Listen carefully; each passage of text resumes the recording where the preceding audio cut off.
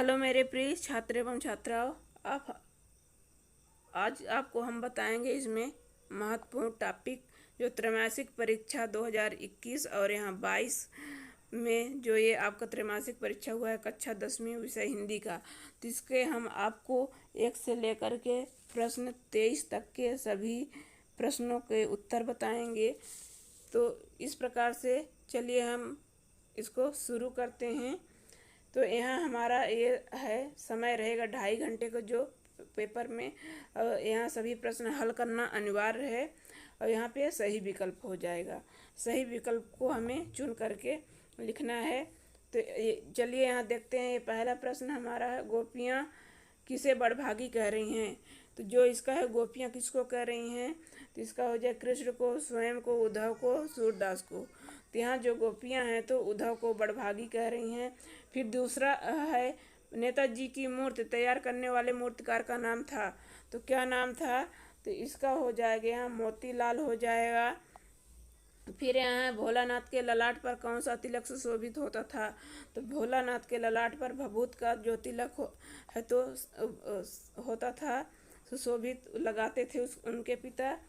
फिर यहाँ है चौथा है, शांत रस का अस्थाई भाव क्या है, तो शांत रस का अस्थाई भाव होता है निर्वेद। फिर समास के प्रकार कितने हैं, तो समास के प्रकार इन विकल्पों में से हो जाएगा 6। फिर निश्चय निधनचय बराबर निश्चय, तो ये हमारा हो जाएगा विसर्ग संधि का ये उदाहरण है। फिर यहीं पे हम अगला देखते हैं। इसका ये प्रश्न हमारा 2 है, तो प्रश्न 2 का रिक्त स्थानों की पूर्ति कीजिए। तो इसका हम देखते हैं, जैसा कि इसमें सूरदास जी मुख्यतः किस रस के कवि हैं, तो ये हो जाएगा वात्सल रस के कवि कहलाते हैं, चितेरे कहलाते हैं, सम्राट भी कहलाते हैं। फिर यहाँ प्रश्न 2 है, कब शंकर प्रसाद ने अपने मन को भंवरे का रूप दिया है, भंवरा यहाँ पे हो जाएगा।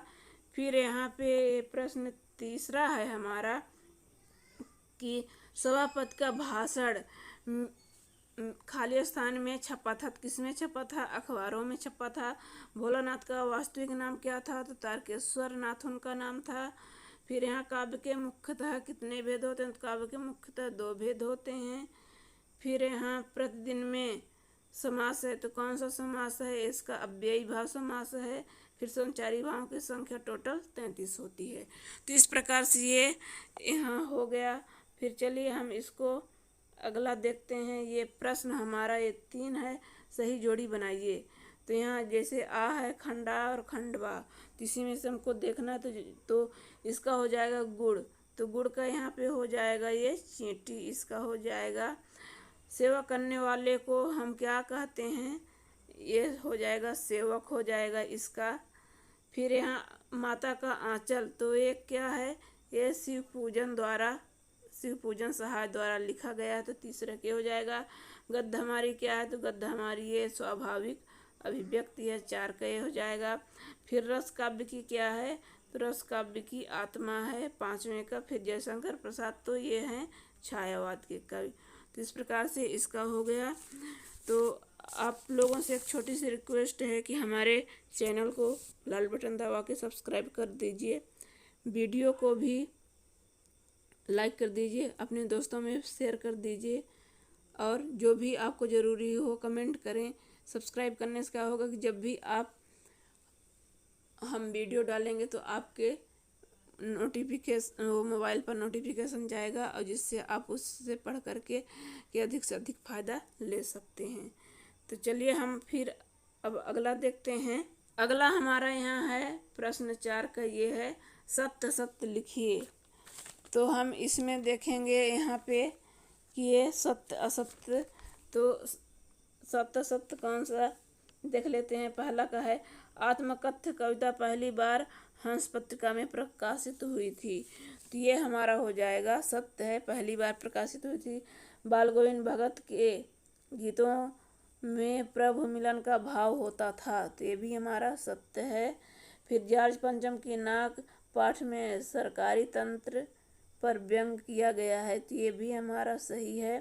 फिर रामचरितमानस एक खंड काव्य थी, हमारा असत्य है क्योंकि महाकाव्य है। एकांकी में 4 अंक होते हैं, ते भी हमारा असत्य है क्योंकि एकांकी में 1 ही अंक होते हैं। जहाँ दोनों पद प्रधान हो वहाँ द्विगु समास होता है, ते भी असत्य है। जहाँ दोनों पद प्रधान होते हैं वहाँ पे द्वंद्व समास होता है। इस प्रकार से 3 सत्य और 3 असत्य हो गए। फिर हम यहीं पे देखते हैं प्रश्न ये हमारा 5 है। तो प्रश्न 5 का निम्नलिखित प्रश्नों के उत्तर एक वाक्य में दीजिए। तो एक वाक्य में देना है। तो पहला का है सहस्त्रबाहु कौन था।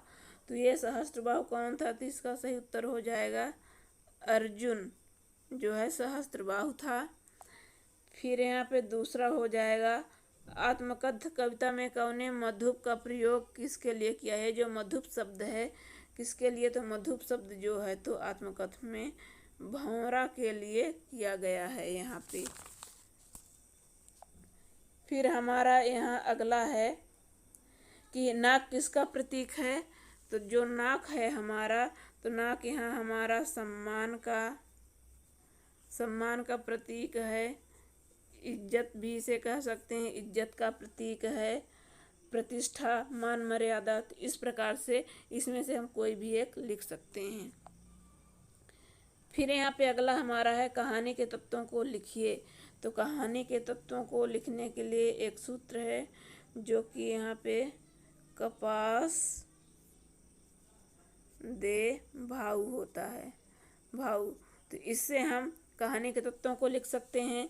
तो जैसे का से होगा कथानक क्या कथा वस्तु हो जाएगा, पा से हो जाएगा पात्र एवं चरित्र चित्रण, स से संवाद या देश काल, स से संवाद या वातावरण हो जाएगा। फिर यहाँ दे से हो जाएगा देश काल। अब भा से हो जाएगा भाषा शैली, उ से हो जाएगा उद्देश्य। तो इस प्रकार से यहाँ पे हो जाएगा ये कहानी के तत्व हो जाएंगे। फिर अगला हमारा है हिंदी पाठ्य साहित्य को कितने भागों में विभाजित किया गया है। तो जो हिंदी का जो ये है पद्य साहित्य, ये 4 भागों में विभाजित किया गया है, जिसमें कि पहला है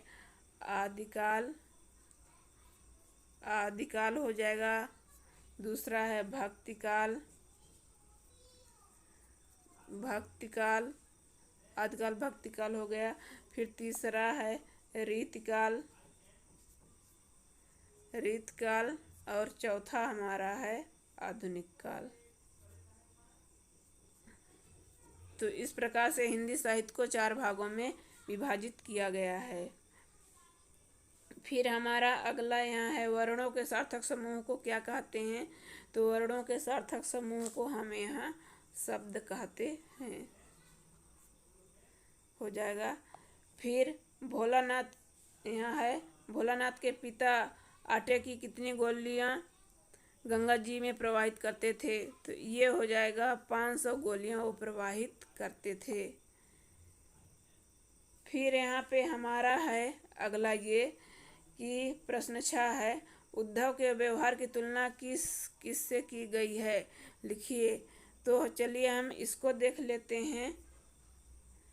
यहाँ पे ये हो जाएगा कि गोपियों ने उद्धव के व्यवहार की तुलना कमल के पत्ते से की है, जो नदी के जल में रहते हुए भी जल की ऊपरी सतह पर ही रहता है, अर्थात जल का प्रभाव उस पर नहीं पड़ता। श्री कृष्ण का सानिध्य पाकर भी वह श्री कृष्ण के प्रभाव से मुक्त हैं। वह जल के मध्य रखे खेत के सागर मटके की भांत, जिस पर जल की एक बूंद भी टिक नहीं पाती। तो यहाँ कह रहे हैं कि जिस प्रकार से कमल पानी में रहता है लेकिन वह पानी से अलग रहता है, छूता रहता है, इसी प्रकार से यहाँ जो है तो उद्धव कृष्ण के साथ तो रहते हैं लेकिन उनसे वह अलग रहते हैं, उनसे छूते हैं, उनके प्यार में वो नहीं पड़े हुए हैं। फिर चलिए हम इसका अगला देखते हैं। ये प्रश्न हमारा 6 का ही है, ये हमारा प्रश्न 6 का अथवा है। तो अथवा का हम देख लेते हैं यहाँ कि जैसा यहाँ हो जाएगा। प्रश्न हमारा हो गया कि परशुराम के क्रोध करने पर राम और लक्ष्मण की जो प्रतिक्रियाएं हुई उनके आधार पर दोनों के स्वभाव की एक एक विशेषताएं अपने शब्दों में लिखना है। तो यहाँ राम और लक्ष्मण के स्वभाव की विशेषता लिखना है। तो यहाँ हो जाएगा, परशुराम के क्रोध करने पर राम शांत स्वभाव से बैठे थे, पर लक्ष्मण उन पर व्यंग करते थे। जो राम थे शांत स्वभाव के थे, लेकिन लक्ष्मण फिर भी उल्टा सीधा व्यंग कर रहे थे, उकसाते थे उनको। राम ऋषि मुनियों का आदर मान करने वाले थे, पर लक्ष्मण स्वभाव से ऐसा नहीं था। तो राम ऋषि मुनियों का सेवा सत्कार करते हैं, आदर करते हैं, बात मानते हैं, लेकिन वो लक्ष्मण उनकी बात नहीं मानते हैं। फिर अगला हो जाएगा, लक्ष्मण की वाणी तो परशुराम रूपी यज्ञ की अग्नि में आहूत के समान थी, तो राम की वाणी शीतल जल के समान उस अग्नि को शांत करने वाली थी। जिस प्रकार से आग होती है, आग की ज्वाला होती है, भड़कती है, किसी को जला सकती है, तो इस प्रकार से लक्ष्मण की जो यहाँ थी तो वाणी थी, उनकी वाणी सुन करके लोगों को क्रोध आ जाता था, लेकिन जो राम की वाणी थी वह शीतलता से भरी हुई थी। उनकी वाणी में मिठास था, सुनने में वह अच्छी लगती थी। तो चलिए अगला देखते हैं। अगला हमारा यहाँ पे है, ये निम्नलिखित वाक्य पात्रों की कौन सी विशेषता की ओर संकेत करता है। इसका ये प्रश्न यहाँ पे हो जाएगा हमारा, यहाँ पे प्रश्न ये सात हो जाएगा कि कैप्टन की मृत्यु का समाचार देते वक्त पानवाला उदास हो जाता है, क्यों? तो इसका हो जाएगा, पानवाला उदास हो गया, उसने पीछे मुड़कर मुंह का पान नीचे थूका और सिर झुकाकर अपनी धोती के सिर से आंखें पोंछता हुआ बोला, साहब कैप्टन मर गया। क्योंकि जो कैप्टन थे, कैप्टन मर जाता है, इसलिए वह दुखी रहता है। पानवाला जब भी कोई बात करता था, उससे पहले वह मुंह का पान नीचे आवश्यक थूकता था। पानवाले को कैप्टन के मरने का दुख था, इसलिए उसकी आंखें नम थी। इससे यह पता चलता है कि पानवाले के मन में कैप्टन के प्रति आदर की भावना थी। तो क्योंकि वो जो कैप्टन था, वो हमेशा जो सुभाष चंद्र बोस की जो मूर्ति थी उस पे कुछ न कुछ बदलाव करता रहता था, कभी चश्मा, कभी भी और कुछ बदलाव कर देता था। इसलिए पान वाला जो था तो उनके ऊपर दया आती थी, और वह देशभक्त एक खो चुका था, इसलिए वह वहाँ पे उदास हो जाता है। फिर चलिए अगला देखते हैं। अगला यहाँ हमारा है, ये प्रश्न है 7 का अथवा वाला है, यहाँ पे अथवा। तो 7 अथवा में यहाँ पे प्रश्न है कि भगत की पुत्रवधू ने अकेले क्यों नहीं छोड़ना चाहती थी। तो क्यों नहीं छोड़ के जाना चाहती थी? क्योंकि भगत की पुत्रवधू ने अकेले छोड़कर नहीं जाना चाहती थी, क्योंकि भगत के बुढ़ापे का वह एकमात्र सहारा थी। उसके चले जाने के बाद भगत की देखभाल करने वाला और कोई नहीं था, क्योंकि उनका एक पुत्र था जो कि वह बीमारी से पहले ही मर चुका था। इसलिए उनकी जो बहू थी तो वह छोड़ करके नहीं जाना चाहती थी। फिर चलिए हम अगला देखते हैं। अगला ये हमारा प्रश्न है, ये है प्रश्न हमारा 8 का। तो 8 का यहाँ प्रश्न है, माता कांचल पाठ के आधार पर लिखिए कि शिष्य का नाम भोलानाथ कैसे पड़ा। कि वो जो शिष्य था भोलानाथ कैसे रखे। तो इनका ये उत्तर हो जाएगा, उनके ललाट पर भभूत एवं नीड़ लगा देते थे।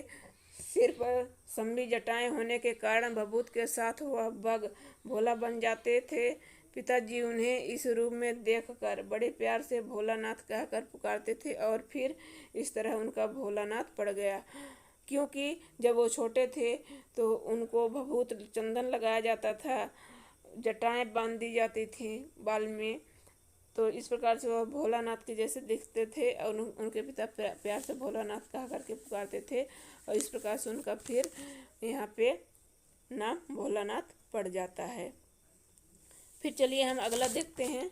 ये हमारा अगला है, ये प्रश्न 8 का जो है तो ये अथवा वाला है। प्रश्न 8 का अथवा यहाँ पे है कि ये जॉर्ज पंचम की ललाट की नाक को पुनः लगाने के लिए मूर्तिकार ने क्या क्या यत्न किए, यानी कि क्या क्या प्रयास किए।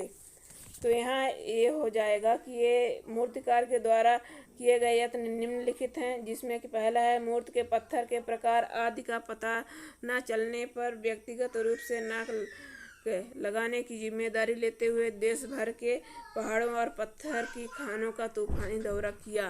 तो जो इसके जो हैं मूर्ति पर पत्थर लगाने के लिए उन्होंने मूर्ति पर चश्मा लगाने के लिए जो देश भर के जो पहाड़ हैं, सभी भी खदानें हैं, उनमें जा कर के खोजे, लेकिन उनको नहीं मिला।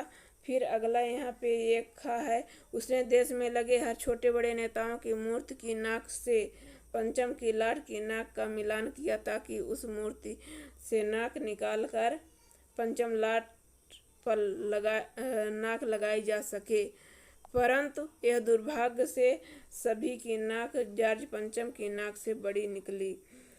फिर दूसरा प्रयास वो करते हैं कि पूरे देश में जाते हैं, जितने भी पाते हैं छोटे बड़े नेताओं की, सबकी क्या चश्मा लगाते हैं, लेकिन वह सब चश्मा उनकी नाक से बड़ी ही निकलती है।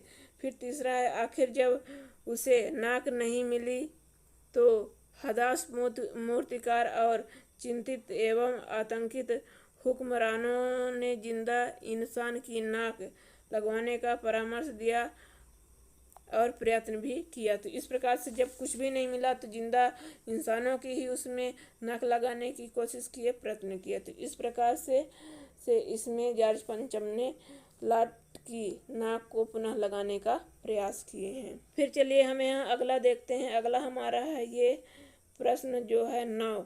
तो 9 का क्या इसमें कह रहा है कि भक्तिकाल की कोई 2 विशेषताएं लिखिए। तो हमको ये भक्तिकाल की विशेषता लिखना है। जैसे भक्तिकाल में यहाँ जो है हमारा नाम का महत्व है। पहले के लोग अपने नाम को ज़्यादा महत्व देते थे। गुरु का महत्व, गुरुओं का के भी नाम को आगे बढ़ाने में लगे रहते थे। भक्ति भावना की प्रधानता, लोगों में भक्ति भावना ज़्यादा पाई जाती थी। ईश्वर के प्रति जो आडंबरों का विरोध, जो दिखावा पाखंड है उसका विरोध किए। समन्वय की भावना, सभी से मिलजुल करके रहने का प्रयत्न किया जाता था। अलौकिक साहित्य, जो ईश्वर से आस्था रखने वाले लोग हैं उनके प्रति ज़्यादा इसमें रचनाएं किए। इस प्रकार से इसमें और भी हो जाएगा कि दरबारी साहित्य का त्याग किए। पहले राजाओं के यहाँ लोग रहते थे, उन्हीं का गुणगान गाते थे। फिर धीरे धीरे वहाँ सेठ के मंदिरों में जाना शुरू कर दिए, दरबारी साहित्य का त्याग कर दिए। फिर काव्य रूप, इस प्रकार से फिर साहित्य रचना भी काव्य इसका किए। तो ये हमारा हो गया इसका भक्तिकाल की विशेषता। अब चलिए अगला देखते हैं हम। अगला हमारा यहाँ प्रश्न है कि कहानी और उपन्यास में कोई 2 अंतर लिखिए। तो कहानी और उपन्यास में अंतर लिखना है, लेकिन इससे पहले हमें कहानी की पहले परिभाषा जानते हैं, फिर उपन्यास की, फिर इसके बाद अंतर। तो कहानी हमारी क्या है कि कहानी गद्य साहित्य की वह सबसे अधिक रोचक एवं लोकप्रिय विधा है जो जीवन के किसी विशेष पक्ष का मार्मिक, भावनात्मक और कलात्मक वर्णन करती है। हिंदी गद्य की वह विधा है जिसमें लेखक किसी पात्र, घटना अथवा समस्या का क्रमबद्ध ब्यौरा देता है, जिसे पढ़कर एक समन्वित प्रभाव उत्पन्न होता है, उसे कहानी कहते हैं। तो इसमें क्या कहा जा रहा है कि कहानी वह रोचक घटना होती है जिसका उसमें मार्मिक तौर से भावनात्मक, कलात्मक चित्रण ऐसा किया जाता है। किसी भी घटना को उसमें क्रमबद्ध से लिखा जाता है, उसमें पात्रों की संख्या क्या रखी जाती है, कितने पात्र हैं, क्या समस्या है, इस प्रकार से उसका क्रमबद्ध जो पूरा ब्यौरा होता है उसका निखारा जाता है, लिखा जाता है। वही क्रमबद्ध बीती हुई घटनाओं को ही कहानी कहा जाता है। फिर यहाँ है उपन्यास की परिभाषा हम पढ़ेंगे। उपन्यास से मिलकर के बना, ये 2 शब्दों से मिलकर के बना है उपन्यास। तो अर्थात जिसका अर्थ होता है उपन्यास वह है जिसमें मानव जीवन के किसी तत्व को उक्त के रूप में समन्वित कर समीप रखा जाए। तो इसमें उपन्यासकार मानव जीवन से संबंधित सुखद एवं दुखद किंतु मर्मस्पर्शी घटनाओं को घटनाओं को यहाँ जो होता है तो निश्चित तारतम्यता के साथ चित्रित करता है। तो उपन्यास क्या होता है कि उपन्यास का अर्थ होता है समीप, किसी वस्तु को समीप पास से देखना। तो जो ऐसी घटनाएं जो जिसको हम पास से देखते हैं उसका आकलन करते हैं, फिर उसके बारे में हम जो सोच करके के विचार करके जो लिखते हैं, वर्णन करते हैं, वही उपन्यास हमारा होता है। फिर चलिए अगला हम इसको देखते हैं। यहाँ जो है हमारा कहानी और उपन्यास में अंतर। तो कहानी और उपन्यास में अंतर क्या है कि यहाँ जो कहानी है, कहानी की कथा संक्षिप्त होती, छोटी होती है एवं वैविध्य विहीन होती है, लेकिन उपन्यास की जो कथा है लंबी होती है, वैविध्यपूर्ण होती है। जो कहानी होती है छोटी होती है, इसका विवरण कम होता है, लेकिन उपन्यास जो होती है यह उपन्यास बड़ा होता है, लंबा होता है, इसका जो वर्णन भी पूरा होता है। फिर कहानी में कथानक को हो भी सकता है और नहीं भी, लेकिन उपन्यास में कथानक अनिवार्य रूप से होता है। इसी प्रकार से हम और भी इसको बना सकते हैं कि कहानी में कम पात्र होते हैं, उपन्यास में अधिक पात्र होते हैं। कहानी में कम समय लगता है, उपन्यास में अधिक समय लगता है। तो इस प्रकार से हम इसको और भी बना सकते हैं। फिर चलिए अगला देखते हैं। हमारा यहाँ है ये प्रश्न, ये हो जाएगा यहाँ पे प्रश्न 10। तो प्रश्न 10 का है गीत का छंद की परिभाषा हमें लिखना है। कि गीत का छंद की यहाँ पे परिभाषा हो जाएगी कि गीत का छंद एक मात्रिक छंद है। इसके 4 चरण होते हैं, प्रत्येक चरण में 14 और 12 यति से टोटल 26 मात्राएं होती हैं, और अंत में क्रमशः लघु और गुरु होता है। तो इस प्रकार से गीत का छंद की परिभाषा हो गई। गीत का छंद एक मात्रिक छंद है, मात्रा के आधार पर इसका गणना करते हैं। 4 चरण होते हैं और 14-12 के यत पर इसमें टोटल 26 मात्राएं होती हैं, और पहले लघु आता है, फिर लास्ट में गुरु आता है। अगला 10 का ही है ये प्रश्न नंबर 10 का ही ये अथवा वाला यहाँ पे हम देख लेते हैं। अथवा, तो अथवा में क्या कह रहा है कि हर गीत का छंद की परिभाषा लिखिए। तो हम यहाँ पे देखते हैं कि हर गीत का 4 चरणों वाला एक सममात्रिक छंद है। इसके प्रत्येक चरण में 16 व 12 के विराम से टोटल 28 जो होते हैं, 28 मात्राएं होती हैं, तथा अंत में लघु गुरु आना अनिवार्य है। अधिकांशतः यह छंद इस वंदना में प्रयोग किया जाता है। हर गीतिका में 16 और 12 मात्राओं पर यति होती है। इसमें क्या कह रहा है कि जो हर गीतिका का है तो यह एक सममात्रिक छंद है, जिसका कि प्रत्येक चरण में कितने 16 और 12 के विराम से टोटल 28 मात्राएं होती हैं, और इसमें पहले आता है लघु, पहले आता है, फिर इसके बाद गुरु आता है। इस प्रकार से इसमें आना अनिवार्य होता है, और यह इस वंदना में ज़्यादातर प्रयोग किया जाता है।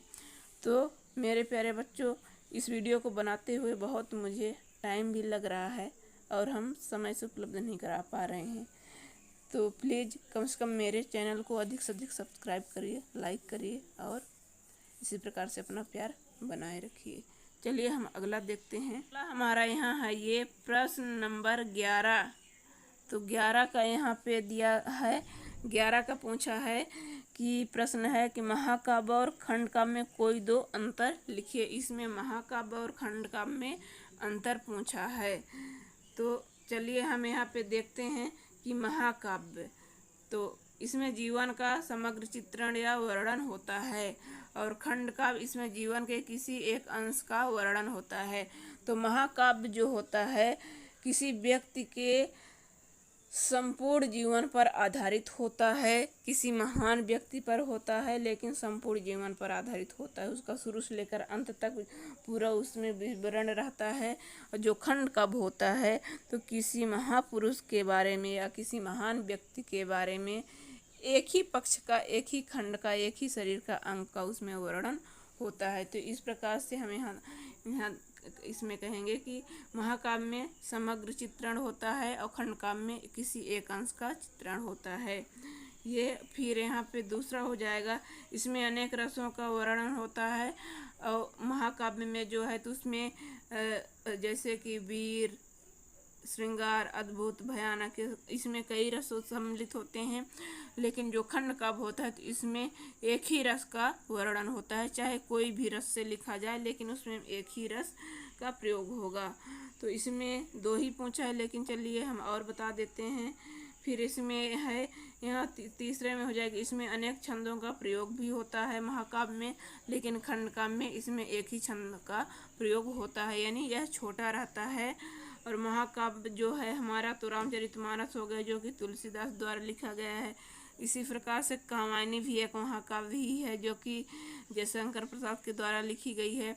तो और खंड काव्य में पंचवटी हो जाएगा, जो कि मैथिली शरण गुप्त द्वारा लिखा गया है। तो इस प्रकार से इसमें ये महाकाव्य और खंड काव्य में अंतर हो गया। अब चलिए हम अगला प्रश्न 11 का अथवा देखते हैं। प्रश्न दिया है, किन्हीं 2 खंड काव्यों के नाम लिखते हुए उनके रचनाकारों के नाम लिखिए। तो इसमें जैसा कि 2 खंड काव्य पूछा है और उनकी रचना पूछी है, तो ये मैथिली शरण गुप्त ये खंड काव्य लिखे हैं, जिनका कि खंड काव्य ये रचयिता हो गए। उनका खंड काव्य जो है नहासु है, करबला है, नकुल है, हिडिंबा है। तो ये उनके खंड काव्य के नाम है। फिर दूसरा है बालकृष्ण शर्मा नवीन। तो ये दूसरे हमारे हो गए यहाँ पे ये खंड काव्य लिखने वाले लेखक। और इनका जो है तो प्राणार पद हो गया, सोहनलाल हो गया ये हो गया, और द्विवेदी दी कुड़ाल ये। फिर यहाँ है तीसरे हैं रामधारी सिंह दिनकर हैं, तिनका खंड काव्य है कुरुक्षेत्र। ये तो ये जो हैं तो ये और ये हो गए रचनाकार हो गए खंड काव्य के। और इसके अलावा जो है ये इधर ये तो ये सब हो गए खंड काव्य हमारे। तो अगला चलिए हम देखते हैं। हमारा अगला है, अगले में क्या दिया गया है। अगला है हमारा प्रश्न 12। प्रश्न 12 में यहाँ पूछा है कि रस की परिभाषा लिखते हुए रस के अंगों के नाम लिखिए। रस की परिभाषा भी लिखना है और रस के कितने अंग होते हैं उसको भी लिखना है। तो यहाँ पहले रस की परिभाषा पढ़ेंगे कि रस का शाब्दिक अर्थ है आनंद। क्या होता है कि आनंद या खुशी। काव्य को पढ़ते या सुनने से जिस आनंद की अनुभूति होती है उसे ही रस कहा जाता है।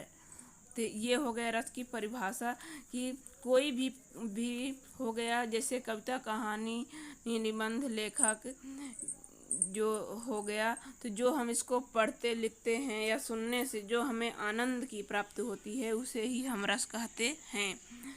तो इस प्रकार से यहाँ जैसे श्रव्य काव्य के पठन अथवा श्रवण एवं दृश्य काव्य के दर्शन तथा श्रवण से जो अलौकिक आनंद प्राप्त होता है वही क्या रस कहलाता है। चाहे हम किसी को कहानी या घटना को कुछ भी सुने या देखें या पढ़ें या अलौकिक, यानी कि हम जिसको देख भी नहीं सकते हैं, सुन भी नहीं सकते, लेकिन अनुभव कर सकते हैं, इस प्रकार से जो हमें आनंद आता है उसे ही रस कहा जाता है। फिर यहाँ पे हम देख लेते हैं, इसमें है कि पूछा है कि रस के अंग कितने होते हैं। तो रस के अंग 4 होते हैं, जो अस्थाई भाव, विभाव, अनुभव और ये संचारी भाव। तो ये हो गए रस के अंग इसमें हो गए। फिर हम इसमें प्रश्न 12 का ही हम चलिए अथवा देखते हैं। तो ये हमारा प्रश्न 12 का ही ये अथवा है। यहाँ पे अथवा, तो अथवा में क्या यहाँ प्रश्न कह रहा है कि वीर रस की परिभाषा लिखते हुए एक उदाहरण वीर रस का लिखना है। तो जैसे वीर रस हो गया तो टोटल हमारे 11 अवरस हो गए हैं, पहले 9 ही था। तो यहाँ पे ये नहीं इसका रहेगा, ये हो जाएगा कि जब किसी रचना या वाक्य आदि से वीरता जैसे अस्थाई भाव की उत्पत्ति होती है तो उसे वीर रस कहा जाता है। जैसे जब कोई भी रचना लिखते हैं या वाक्य पढ़ते हैं जिसमें कि ओज एकदम से जोश से भरे होते हैं, वीर रस का स्थायी भाव होता है उत्साह से भरे होते हैं, तो वहाँ पे हमारा वीर रस होता है।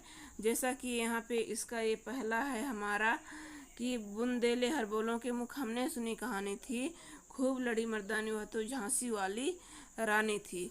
तो इस प्रकार से यहाँ ये इसको पढ़ने के बाद हमें में इसमें जोश नज़र आ रहा दिखाई दे रहा है। तो इस प्रकार से यहाँ पे ये हो जाएगा वीर रस का उदाहरण। हमारा अगला यहाँ है ये प्रश्न, ये 13 हो जाएगा। 13 में क्या कह रहा है, निम्नलिखित में से किन्हीं दो का संधि विच्छेद कर नाम लिखिए। ये जो हिमालय, जगदीश, मनोरथ जो है, तो इनका हमको संधि विच्छेद करके इसका नाम भी लिखना है। तो चलिए यहाँ हम इसका देख लेते हैं हिमालय का। तो हिमालय का यहाँ पे संधि विच्छेद इसका हो जाएगा यहाँ हिमधन आलय। हिमधन आलय बराबर हो जाएगा हिमालय, यहाँ बराबर हो जाएगा हिमालय। तो ये हो जाएगा हमारा ये दीर्घ संधि, ये हमारी दीर्घ संधि का है। तो यहाँ पे हम दीर्घ संधि इसमें लिख देंगे। इसी प्रकार से इसमें जगदीश, तो यहाँ पे जगदीश का संधि विच्छेद करेंगे तो हो जाएगा हमारा जगत धन ईश बराबर हो जाएगा जगदीश, ये जो है। और इसका हम अगर देखें तो ये हमारा हो जाएगा व्यंजन, ये व्यंजन संधि का उदाहरण हो जाएगा। इसी प्रकार से हम इसमें देखेंगे कि मनोरथ, तो मनोरथ का हो जाएगा यहाँ पे संधि विच्छेद करेंगे तो मनः धन रथ, रथ बराबर हो जाएगा मनोरथ, यहाँ पे हो जाएगा मनोरथ। फिर अगर इसका हम देखें तो ये हमारा हो जाएगा विसर्ग संधि का, विसर्ग संधि ये इसमें हो जाएगी। तो इस प्रकार से हमारा यहाँ पे ये प्रश्न 13 का था। अब हम यहाँ पे उसी का 13 का ही यहाँ पे हम अथवा देखेंगे। ये 13 का ही है अथवा। हमारा क्या कह रहा है कि निम्नलिखित में से किन्हीं दो का समास विग्रह कर लिखिए। समास विग्रह करके इसमें हमको लिखना है। तो इसमें हो जाएगा हमारा दिया है कि राजभवन, तो राजभवन का हो जाएगा समास विग्रह हम करेंगे तो यहाँ पे हो जाएगा राजा का भवन, इसका हो जाएगा राजा का भवन, राज इसका विग्रह करेंगे। और ये हो जाएगा हमारा तत्पुरुष समास का, तत्पुरुष समास का ये हमारा उदाहरण हो जाएगा। इसी प्रकार से हम इसको भी देख लेते हैं चौराहा। तो चौराहा का यहाँ पे संधि विच्छेद करेंगे तो हो जाएगा हमारा, यहाँ हो जाएगा चार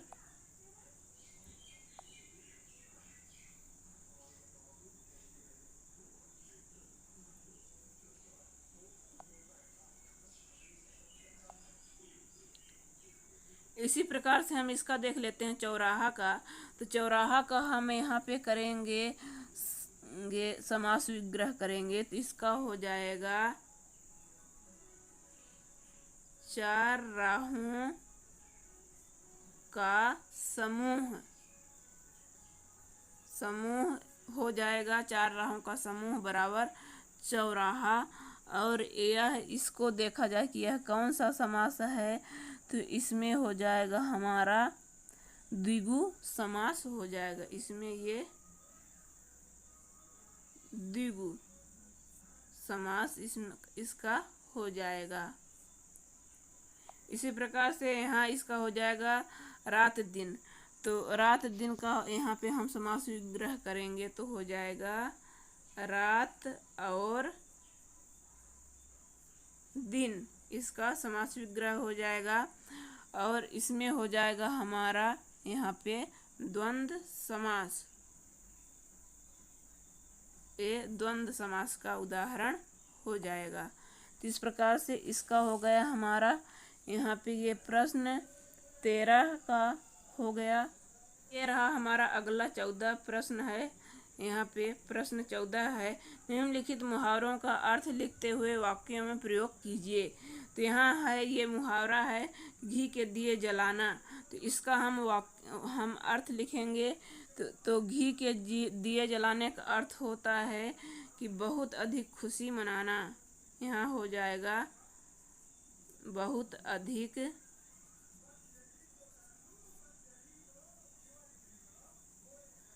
खुशी मनाना, इसका हो जाएगा अर्थ। अब इसका हम वाक्यों में किसी भी प्रकार से कह सकते हैं। जैसे बना सकते हैं कि मोहन का कक्षा 10वीं में 95% आया, जिससे वह घी के दिए जलाने लगा, यानी कि अपने घर में बहुत ज़्यादा खुशियाँ मनाई। फिर इसी का है इसमें आँखों का तारा। तो आँखों का तारा होता है यहाँ पे हो जाएगा कि अत्यधिक प्रिय, अत्यधिक प्रिय, इसका अर्थ हो जाएगा। फिर इसका वाक्यों में प्रयोग हो जाएगा। हम किसी भी प्रकार से कर सकते हैं कि हर एक बच्चा अपने माता पिता के आँखों का तारा होता है। तो इस प्रकार से इसका हम वाक्यों में यहाँ पे प्रयोग कर देंगे। फिर हम इसी का फिर यहाँ पे अगला देखते हैं। यहाँ पे अथवा प्रश्न 14 में अथवा देखते हैं कि निपात शब्द किसे कहते हैं, उदाहरण द्वारा समझाइए। तो हम यहाँ निपात शब्द की पहले परिभाषा देख लेते हैं। 14 का अथवा है, तो इसका कह रहा है कि निपात शब्द किसे कहते हैं, उदाहरण द्वारा समझाइए। तो ये हमारा हो जाएगा निपात की परिभाषा, किसी बात पर अतिरिक्त भार देने के लिए जिन शब्दों का प्रयोग किया जाता है उसे निपात कहते हैं। कि जो भी शब्द का प्रयोग करते हैं, जैसे बोलते हैं या बोलते समय या कहते समय जिन शब्दों पर ज़्यादा भार दिया जाता है उसे ही निपात शब्द कहते हैं। जैसे इसका उदाहरण हो जाएगा भी, तो, तक, केवल, ही, मात्र, आदि, तथा, यथा, था, और, एवं, इस प्रकार के शब्दों को हम निपात शब्द कहते हैं।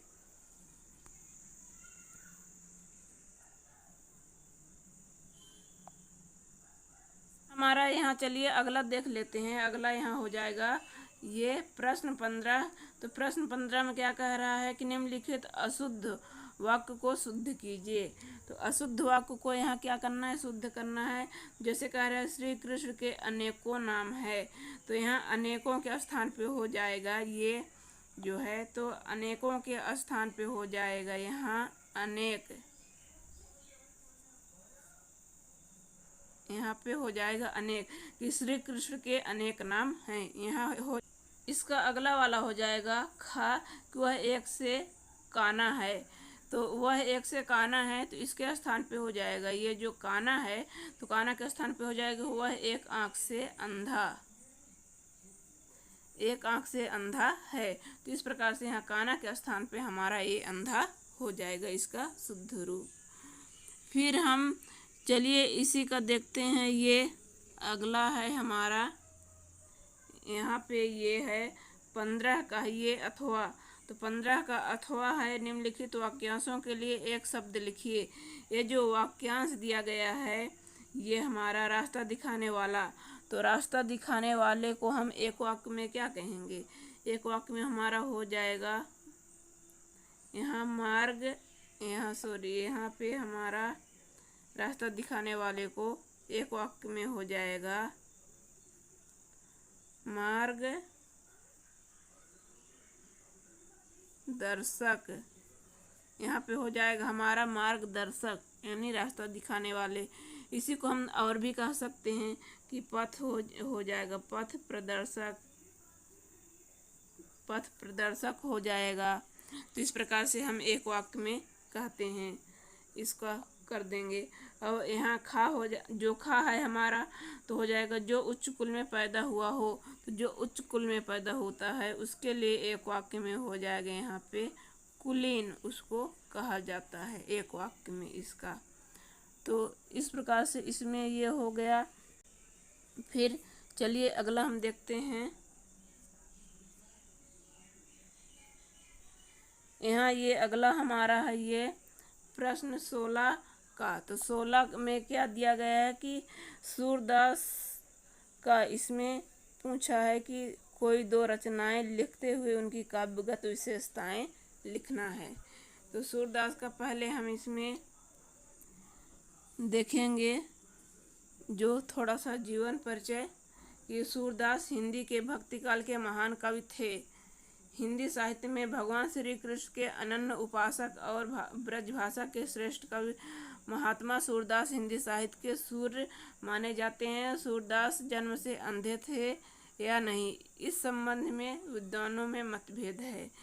तो जो है तो सूरदास किसके अगर पूछा जाए तो सूरदास भक्त काल के कवि हैं और एक श्री कृष्ण के अनन्य भक्ति भी थे। और इन्होंने ब्रज भाषा में कृष्ण के बारे में जो लिखे हैं, तो कृष्ण गीता वाली जो लिखे हैं और जो लिखे हैं, तो और ये इन्हें सूर का भी कहा जाता है।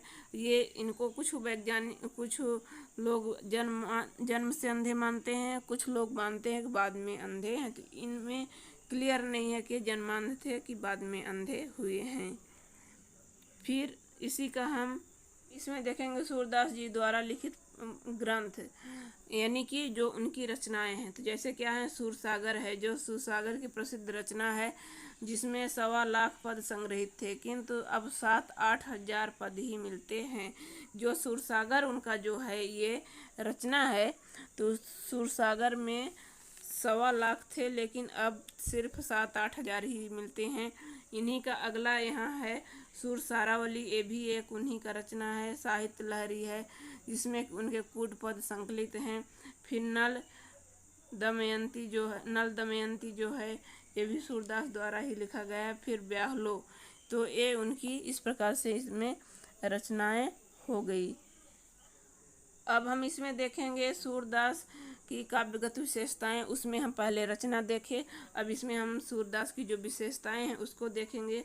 तो सूरसागर के अनुसार भगवान श्री कृष्ण के अनुग्रह से मनुष्यों को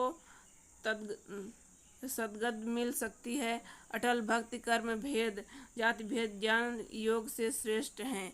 जो उनकी विशेषता है तो अटल थे, वो भक्ति करते थे, लेकिन कर्म भेद में वो और जाति भेद में वो भेदभाव कभी नहीं किए। फिर उनका यहाँ पे है दूसरा कि शून्य वात्सल श्रृंगार और शांत रसों का मुख्य रूप से अपनाया है।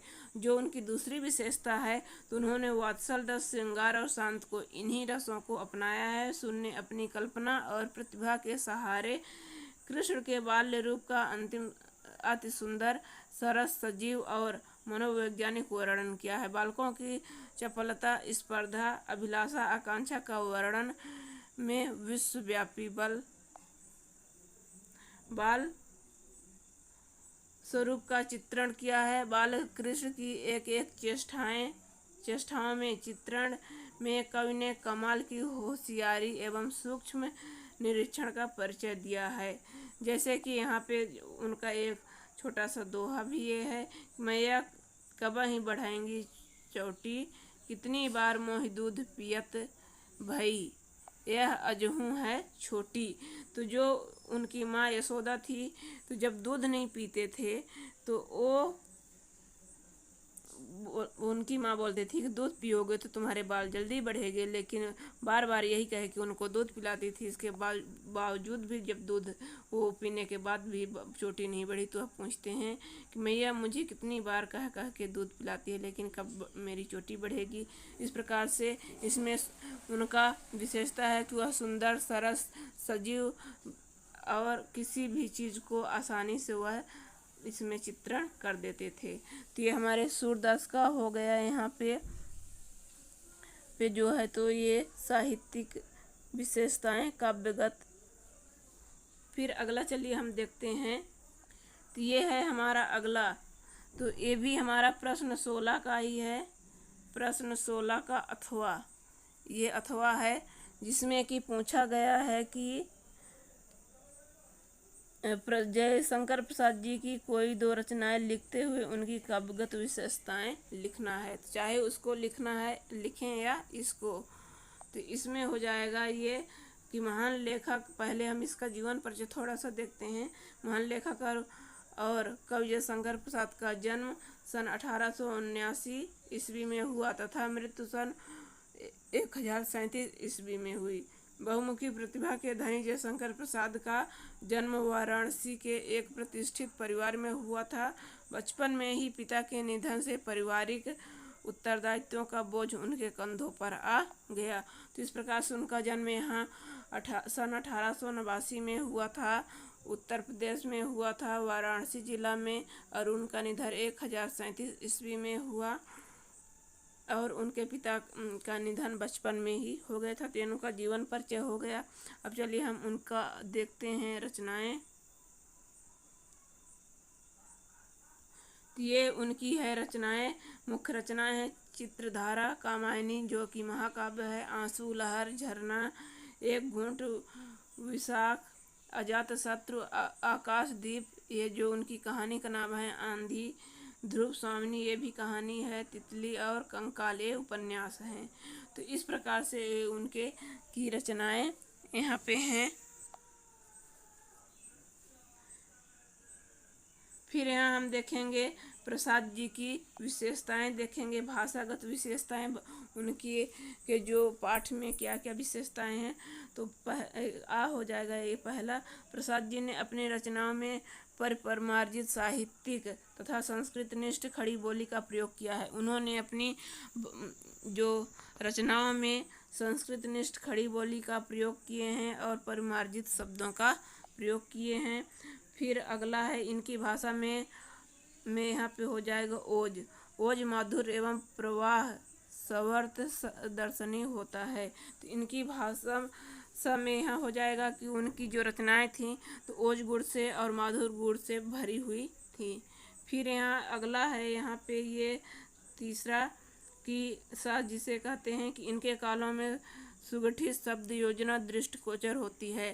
तो इनकी जो शब्दों का जो प्रयोग किया गया है तो इसमें योजनाबद्ध इन्होंने लिखे हैं। फिर अगला इनके काव्यों में वाक्य विन्यास तथा शब्द चयन अद्वितीय है। जो इनका शब्दों का वर्णन किया गया है तो इनमें वाक्यों को सजा करके छांट करके उसमें रखा गया है। तो ये उनकी की विशेषता हो गई। फिर अगला चलिए हम देखते हैं।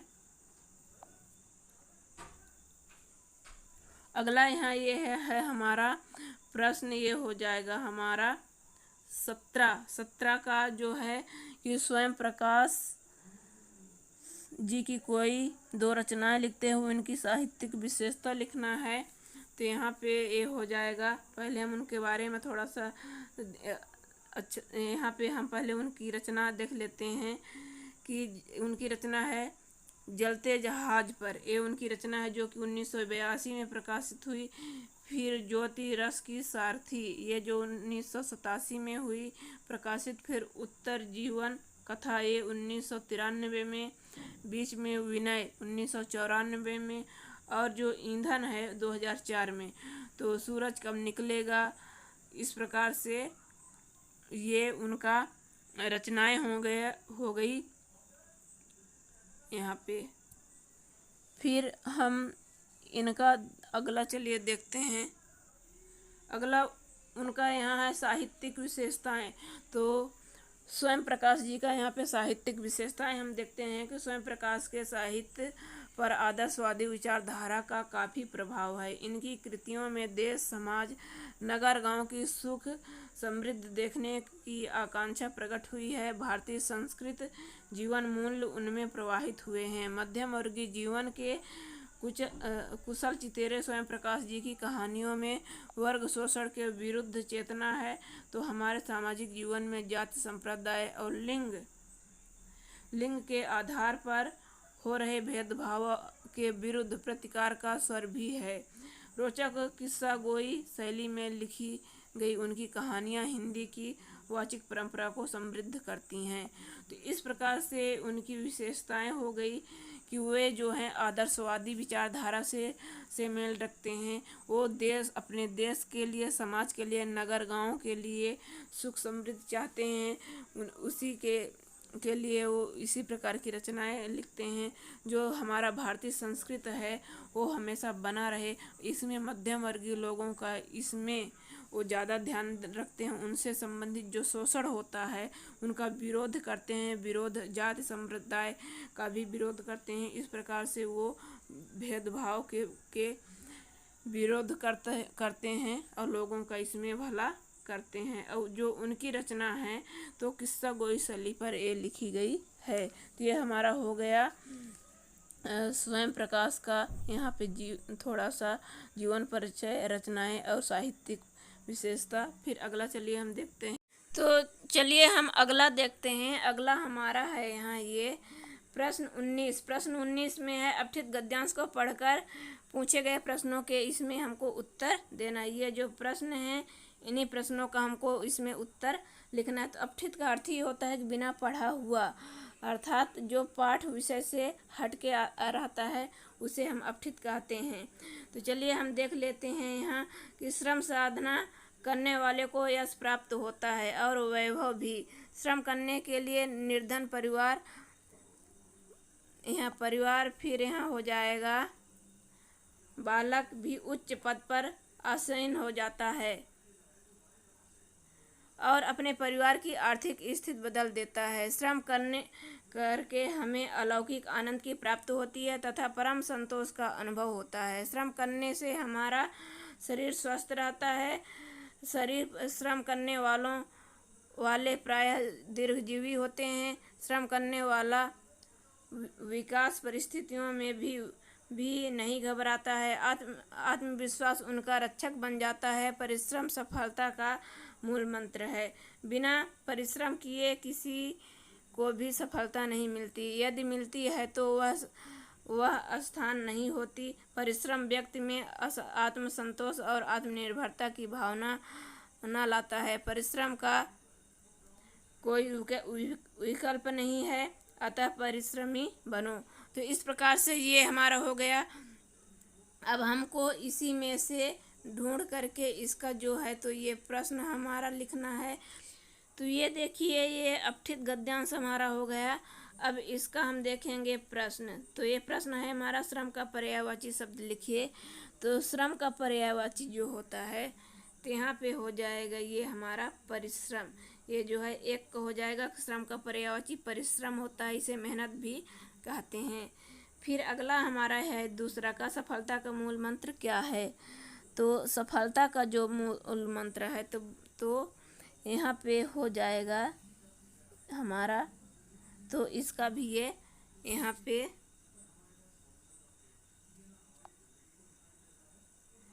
पे जैसा आप देख रहे हैं सफलता का जो मूल मंत्र है परिश्रम है।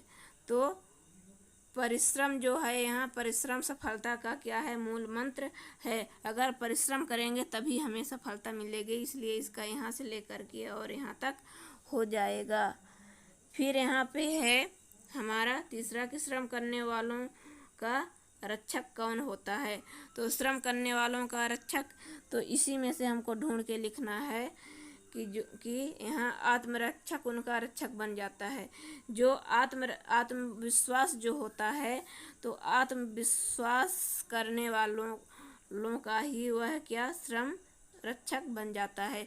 अगर हमारे मन में विश्वास है, दृढ़ निश्चय विश्वास है कि हम परिश्रम करेंगे तो हमें सफलता मिलेगी, तो वह जरूर हमें मिल जाएगी। तो इस प्रकार से श्रम करने वालों का रक्षक उनका जो आत्मविश्वास ही है जो कि आगे बढ़ाता है, वह सभी प्रकार के कार्यों में करने के लिए प्रेरित करता है और आगे निकल जाता है। तो इस प्रकार से इसका इसमें हो जाएगा। फिर हमारा यहाँ है ये है हमारा 19 का ही अथवा। तो ये 19 का ही अथवा यहाँ पे दिया गया है। ये अथवा है 19 का। तो इसमें है निम्नलिखित अपठित गद्यांश को पढ़कर पूछे गए प्रश्नों के उत्तर दीजिए। तो जैसा इसमें हम देख रहे हैं कि कोशिश करने वालों की हार नहीं होती, लहरों से डर कर नौका पार नहीं होती।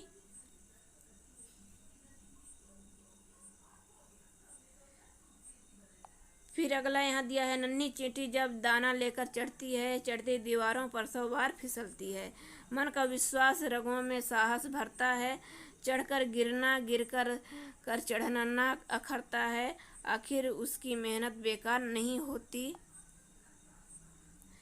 होती, कोशिश करने वालों की हार नहीं होती।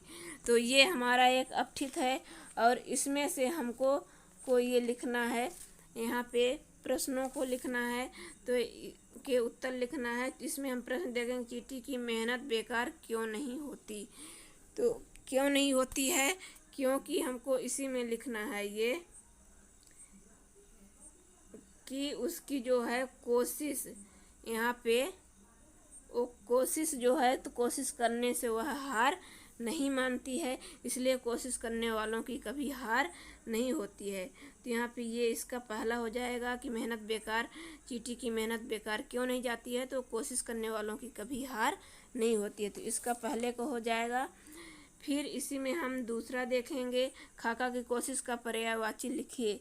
तो कोशिश का यहाँ पे पर्यायवाची हो जाएगा हमारा ये 2 को हो जाएगा। मेहनत भी कहते हैं, प्रयास भी से हम कहते हैं, तो प्रयास भी हो जाएगा हमारा, तो ये पर्यायवाची हो जाएगा। फिर यहाँ काव्यांश का उचित शीर्षक दीजिए।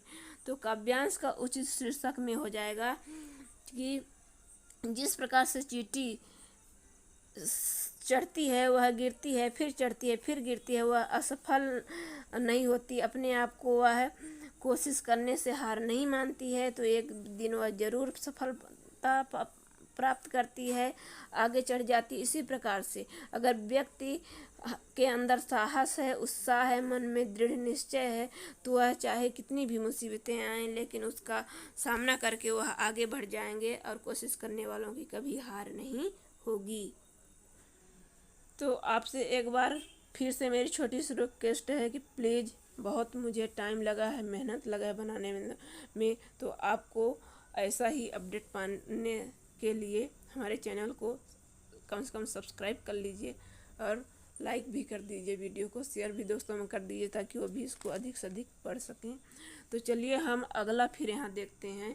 ये हमारा है प्रश्न 20, जो है प्रश्न 20 है। यहाँ 20 का यहाँ संदर्भ प्रसंग और यहाँ पे व्याख्या लिखना है।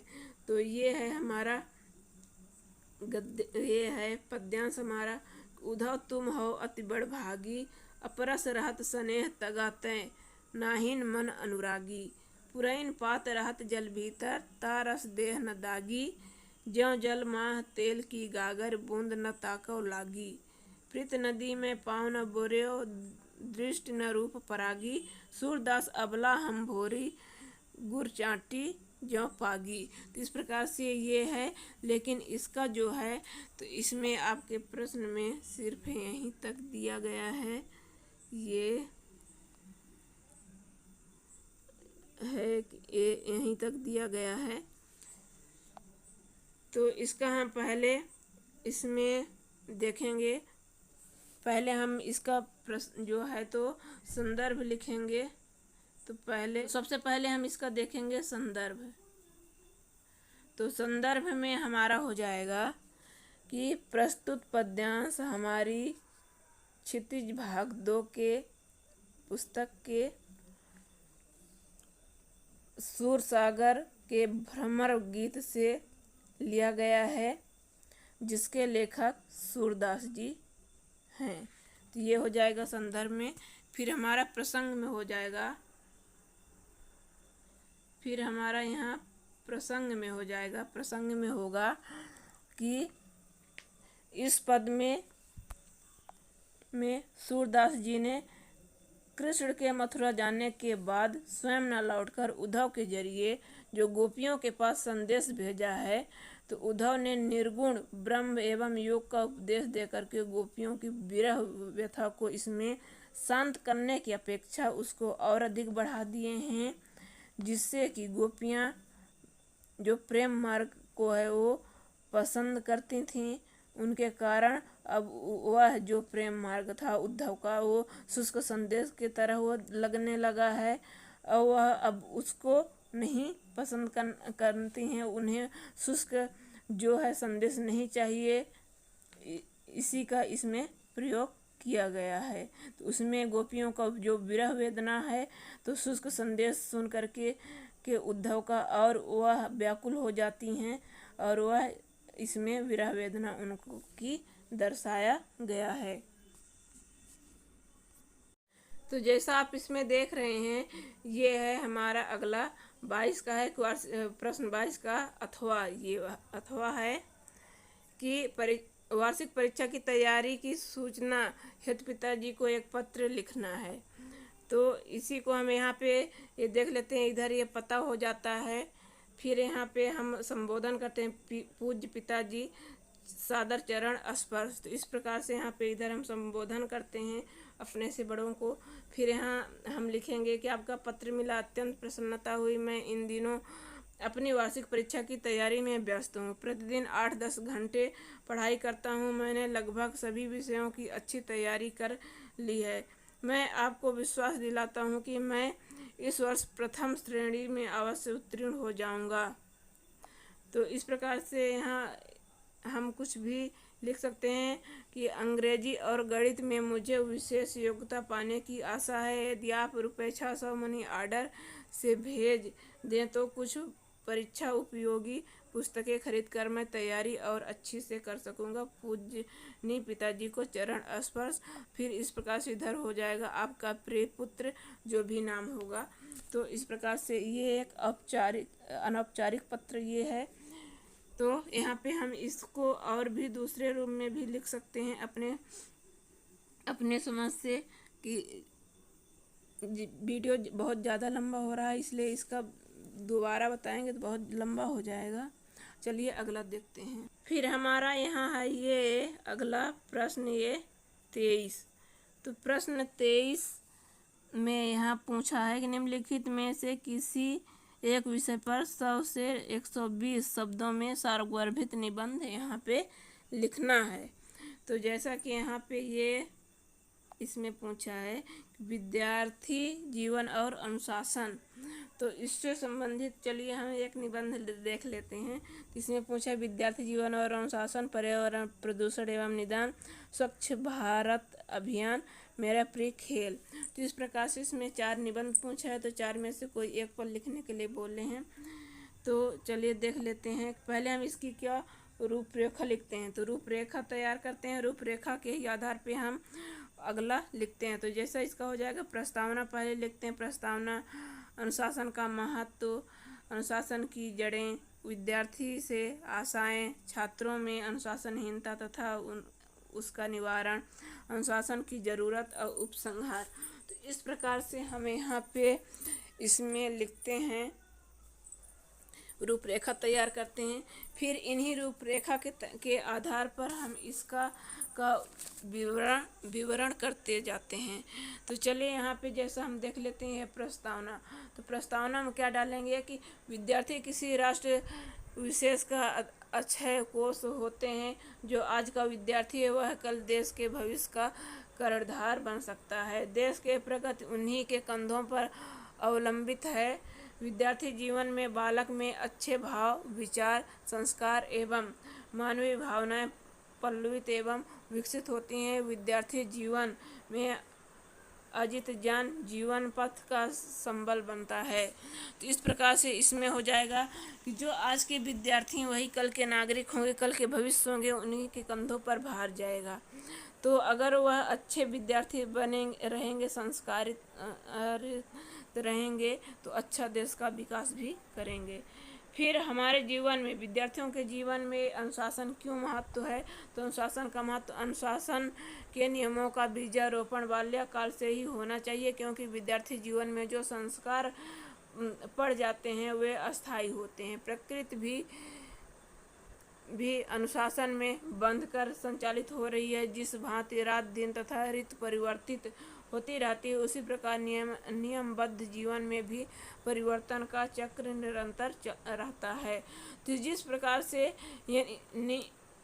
बाल्यकाल में जो विद्यार्थी को गुण दिए जाते हैं, अगर उसे अच्छा सिखाएंगे तो वह अच्छा जिंदगी भर उसके मन में बैठा रहेगा, चले काम करेगा। अगर बुरा सिखाएंगे तो बुरा। जिस प्रकार से प्रकृति का चक्र चलता रहता है, इसी प्रकार से हमारा अनुशासित जीवन होना चाहिए।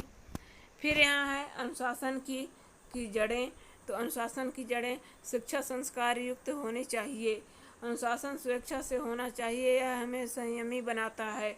छात्रों के लिए अनुशासन वायु तथा जल की भांति आवश्यक है।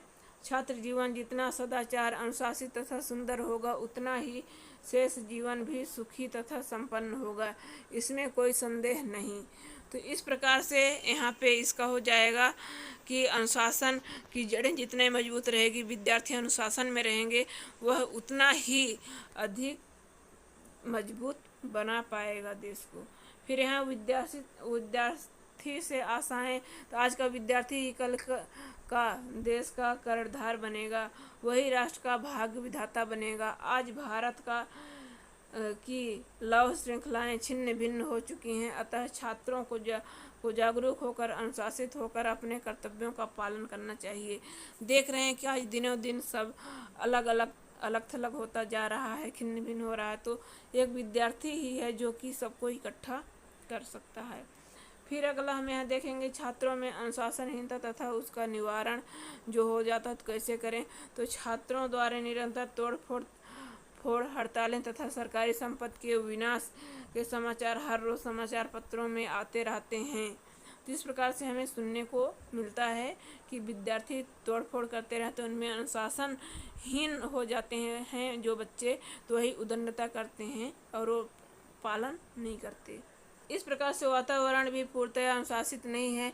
विद्यालय आज घिनौनी राजनीति का अखाड़ा बन गए हैं। इस समस्या से निपटने के लिए विद्यालयों में सांस्कृतिक कार्यक्रमों का तथा गोष्ठियों का आयोजन होना चाहिए। छात्रों के समक्ष उनके भविष्य निर्माण के लिए भी एक सुनियोजित योजना का प्रारूप होना चाहिए, जिससे वे चिंता रहित होकर जीवन यापन कर सकें।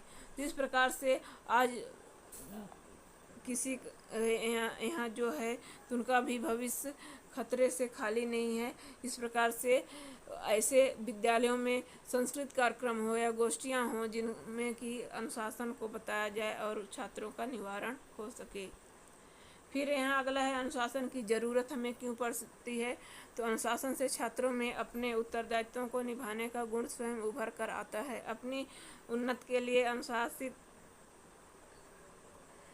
अनुशासन आज्ञा पालन नितांत आवश्यक है। अनुशासन से योग्य नागरिक बनकर देश की अच्छी तरह से सेवा कर सकते हैं, अपने उत्तरदायित्वों का निर्वहन भी उचित रूप से करते हैं। ऐसे विद्यार्थी कर्तव्य परायण होकर राष्ट्र रूपी भावना की गहरी नींव डालते हैं। अनुशासन से स्वर्ग धरती पर उतर सकता है। तो जिस प्रकार से यहाँ अनुशासन की हमें ज़रूरत पड़ती है कि अगर अनुशासन जीवन के लोगों में नहीं है तो वह कोई भी कार्य को अच्छे से नहीं करेगा, उल्टा सीधा करेगा, और जिसके अगर अंदर ज़रूरत है तो वह इसी धरती पर ही इतना अनुशासित काम करेगा, ऐसा लगेगा कि यही धरती ही मेरी स्वर्ग है। तो अब हम इसका देखेंगे यहाँ पे उपसंहार। यहाँ तो उपसंहार में जो उसका निचोड़ होता है कि जीवन को सुखमय एवं प्रगतिशील बनाने का साधन अनुशासनमय जीवन ठहराया गया है। अनुशासित इंसान ही उत्तरदायित्व का सफल निर्वाह कर सकता है। जो मानव अनुशासन को अपने जीवन का अंग बना लेते हैं वे स्वयं सुखी रहते हैं, समाज को भी सुखमय एवं शांतमय बनाते हैं। उद्देश्य भी उन्हें आसानी से प्राप्त हो जाता है। अतः यही अच्छा है कि हम अनुशासन का पालन करके राष्ट्र के गौरव में चार चांद लगा सकें। तो इस प्रकार से कि अगर जो जीवन जिनका सुखी जी रहा है, जो आगे बढ़े हैं अपने जीवन में, जो जीवन में आगे कुछ करना चाहते हैं, तो उनको जीवन में अपने अनुशासन को लाना जरूरी है। अगर अनुशासित नहीं रहेंगे तो वह कोई भी काम समय पर नहीं कर पाएंगे और उनका जीवन सुखमय नहीं बन पाएगा। तो इस प्रकार से ये हमारा जो है निबंध हो गया। अब चलिए अगला देखते हैं। अगला ये है हमारा, ये पर्यावरण और प्रदूषण। तो यहाँ ज़्यादा समय हो गया है, इसलिए अब सभी को विस्तार से नहीं बताएंगे।